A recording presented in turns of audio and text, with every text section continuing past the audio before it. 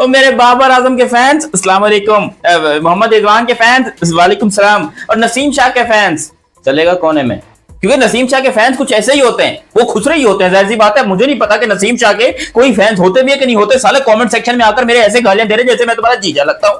अबे बाबर, रिजवान, नसीम तीनों की छुट्टी हुई है, तीनों से मेरा क्या लेने देना। सालों की घटिया परफॉर्मेंस थी, इंतहाई बदबूदार नालायकी वाली परफॉर्मेंस देकर भी ये पाकिस्तान की शर्ट पहने हुए स्टेडियम के अंदर हग रहे थे, तो फिर इनका निकालना तो। एशिया कप 2025 के लिए पाकिस्तान ने अपना स्क्वाड अनाउंस कर दिया है। ना बाबर आजम ना रिजवान भाई, दोनों को टाटा बाय बाय कर दिया है पीसीबी ने। सबसे बड़ा क्वेश्चन मार्क ये है कि क्या इस स्क्वाड से पाकिस्तानी टीम इंडिया से जीत पाएगी कि नहीं जीत पाएगी। अगर हम पाकिस्तानी बैटिंग लाइन की बात करें तो साइम यूब, फखर जमान और मोहम्मद हारिस, सलमान अली। अगर बॉलिंग की तरफ से बात करें तो शहीन शाह अफरीदी, हसन अली, मोहम्मद हारिस सॉरी। तो जिस तरह की हमारी बैटिंग लाइन है, जिस तरह की हमारी बॉलिंग लाइन है, पाकिस्तानी वहां से बात करते हैं कि क्या ये स्क्वाड जो है वो बेहतर है और क्या ये इंडिया के साथ मुकाबला कर पाएगा कि नहीं कर पाएगा। मैम क्या कहेंगे, जिस तरह का स्क्वाड है कोई मुकाबला होगा कि नहीं होगा।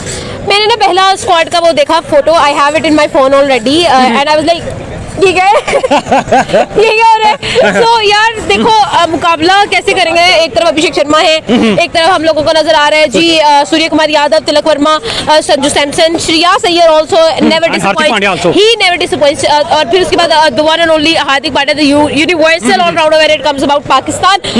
ट्राई नेशन के लिए पाकिस्तान का स्क्वाड अनाउंस हो चुका है। आप सब लोगों ने गुज़श्ता रोज तकरीबन तमाम जो इस पाकिस्तान टीम के ऊपर बात करने वाले लोग हैं उनकी आपने गुफ्तगू सुन ली है।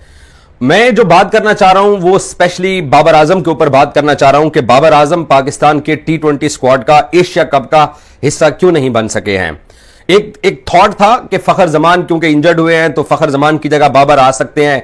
फिर एक बहुत बड़ी तादाद में क्रिकेट फैंस थे जिनकी यह ख्वाहिश थी कि बाबर आजम एशिया कप में पाकिस्तान के स्क्वाड का हिस्सा बने, कम से कम वो हुसैन तलत की जगह तो पाकिस्तानी टीम के अंदर फिट हो सकते हैं। और आपको एक सीनियर बल्लेबाज चाहिए। इंडिया भी रोहित शर्मा और विराट कोहली के बगैर एक अरसे बाद पाकिस्तान के खिलाफ कोई टूर्नामेंट खेलने के लिए मैदान में उतरेगा, और पाकिस्तान भी रिजवान और बाबर की अदम मौजूदगी में एक अरसे बाद कोई टूर्नामेंट खेलने जा रहा है। चैंपियंस ट्रॉफी 2017 में उस विनिंग टीम में बाबर आजम उसका हिस्सा थे और विराट कोहली भी इंडियन साइड से हिस्सा थे। अभी जो रिसेंटली अमेरिका और वेस्ट इंडीज के अंदर 2024 का T20 वर्ल्ड कप हुआ उसमें भी रोहित शर्मा, विराट कोहली भारतीय टीम का हिस्सा थे, रिजवान और बाबर पाकिस्तानी टीम का हिस्सा थे। अब दोनों टीमों के अंदर दो बड़े नाम नहीं है, नसीम शाह भी पाकिस्तान की टीम का हिस्सा नहीं है। तो बाबर आजम ने 2021 का T20 वर्ल्ड कप खेला, 2022 का एशिया कप भी खेला, 2022 का T20 वर्ल्ड कप भी वो टीम को फाइनल में लेके पहुंचे, फिर 2023 का एशिया कप, फिर 2023 का वनडे वर्ल्ड कप, फिर 2024 का जो T20 वर्ल्ड कप था वो भी बाबर आजम खेले, फिर 2025 की चैंपियंस ट्रॉफी भी बाबर आजम और रिजवान पाकिस्तान के स्क्वाड का हिस्सा थे। और बदकिस्मती से पाकिस्तान 2025 की चैंपियंस ट्रॉफी में भी कुछ नहीं कर सका। तो एक तरह से पाकिस्तान के अंदर भी और पाकिस्तान से बाहर भी जितने भी क्रिकेट फैंस हैं वो उनकी ये डिमांड हो गई थी कि यार बाबर नहीं परफॉर्म कर रहा, रिजवान से परफॉर्म नहीं हो रहा, तो इनको साइड लाइन पर बिठाओ। पाकिस्तान की मौजूदा जो टीम मैनेजमेंट है या जो क्रिकेट बोर्ड है, इन्होंने ये एक तरह से बोल्ड स्टेप लिया कि रिजवान और बाबर के बगैर अपनी T20 टीम को बिल्ड करने की कोशिश की। शाहीन को भी एक आधी T20 सीरीज से बिठा के फिर दोबारा उनको पाकिस्तान के T20 स्क्वाड के अंदर शामिल किया। पाकिस्तान टीम ने जैसे ही अपनी टीम का अनाउंस किया है एशिया कप 2025 के लिए, तो कुछ लोगों की आंखें एकदम खुली की खुली रह गई, क्योंकि उसमें बाबर आजम और रिजवान का नाम ही नहीं था।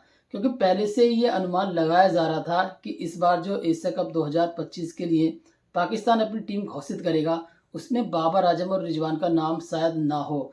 हुआ भी ऐसा ही, पीसीबी ने इस बार दोनों को लात मार दी है, क्योंकि एक लंबा समय हो गया इनको लगातार टीम में खिलाते खिलाते और इनका प्रदर्शन हमेशा से ही घटिया रहा है, जिससे काफ़ी ज़्यादा पीसीबी परेशान हो गया है। क्योंकि आप इनका प्रदर्शन देखिए, पिछले 1-2 साल में दोनों ही क्रिकेटरों ने पाकिस्तान क्रिकेट को पूरी तरीके से तबाह और बर्बाद किया है। क्योंकि देखिए बाबर रिजवान का आप देखिए कोई खास प्रदर्शन उनका हालिया दिनों में रहा नहीं है, और बाबर आजम देखिए, बाबर आजम तो पिछली 70 से 72 इनिंग ऐसी हो चुकी हैं जिनमें अंतर्राष्ट्रीय शतक नहीं आया है।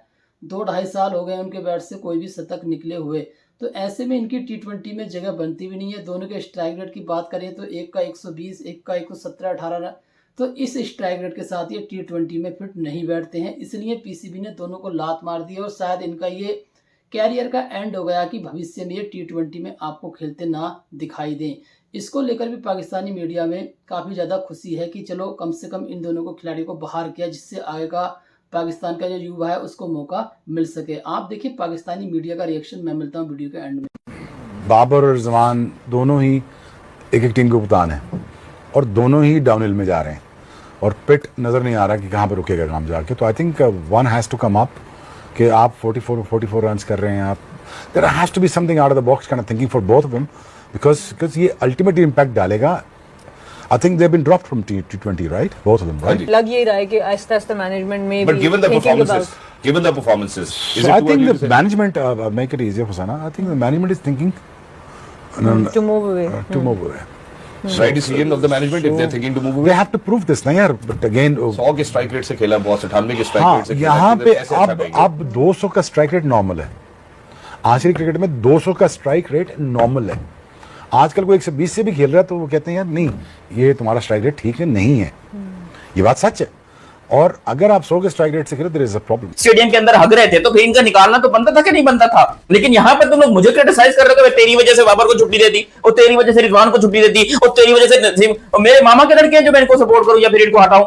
भाई पाकिस्तान के लिए परफॉर्म करो, कोई वर्ल्ड कप शल्ड कप जीतो, कोई इंडिया के खिलाफ मैच जीतो, कोई अफगानिस्तान को हराओ, कोई ऑस्ट्रेलिया को हराओ तो हम भी माने।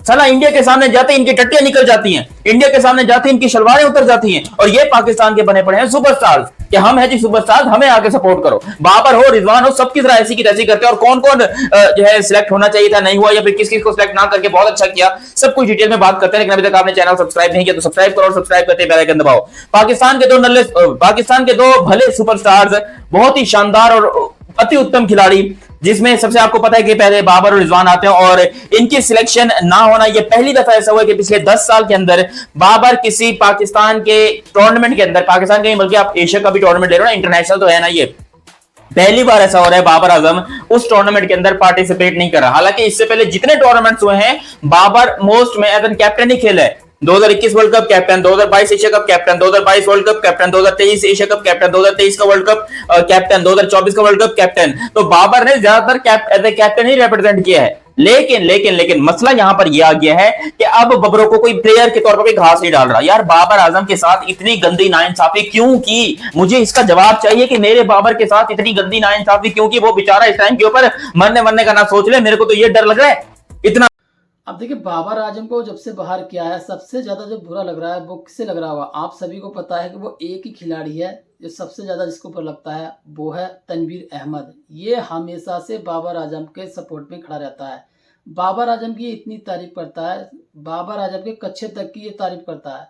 हर चीज में इसको बाबर आजम चाहिए। लेकिन इस बार बाबर आजम का पीसीबी ने ऐसा इलाज किया है कि ऐसी लात मारी है कि इस बार T20 में कभी दिखाई देंगे ही नहीं। बाबर के साथ साथ मौलाना रिजवान को भी लात मारी है कि दोनों को बाहर कर दिया है। देखिए T20 के स्क्वाड से इस बार एशिया कप 2025 की जो कप्तानी करेंगे ये करेंगे आगा अली सलमान। इसके अलावा सारे इसमें नए खिलाड़ी आपको देखने के लिए मिलेंगे, क्योंकि आपको पता होगा 9 सितंबर से एशिया कप शुरू हो रहा है और 14 सितंबर को बड़ा मैच भारत पाकिस्तान का होने वाला है। तो ऐसे में देखिए टीम मैनेजमेंट ने इस बार पुराने खिलाड़ियों पर बिल्कुल भी भरोसा नहीं जताया है, क्योंकि पुराने खिलाड़ी हमेशा से भारत से लगातार हारते आ रहे हैं। तो इस बार पाकिस्तान क्रिकेट बोर्ड और पीसीबी ने नया कुछ ऐसा कारनामा करने की कोशिश की है जिससे इस बार 14 सितंबर को वो टीम इंडिया को कुछ अपनी फाइट दिखा सकें। लेकिन ये तो वक्त ही बताएगा कि 14 सितंबर को पाकिस्तान भारत के सामने क्या करता है। फिलहाल जो पाकिस्तान ने अपना स्क्वाड घोषित किया है वो देखकर ऐसा लग नहीं रहा है कि उसमें कुछ जान हो, क्योंकि बाबर रिजवान रहते हैं तो उससे टीम इंडिया को थोड़ा फायदा हो जाता है कि ये 2 विकेट आसानी से मिल जाते हैं। फिलहाल देखना पड़ेगा 14 सितंबर को दोनों टीमों का क्या प्रदर्शन रहता है। हमें तो उम्मीद ये है कि आसानी से टीम इंडिया को 14 सितंबर में पटक देगी। आज के लिए बस इतना ही। वीडियो अच्छा लगा वीडियो को लाइक करना, कमेंट करना, हमारे यूट्यूब चैनल पर भागकर क्रिकेट क्लब को सब्सक्राइब करना। मिलते हैं बहुत जल्दी एक नई वीडियो के साथ। जय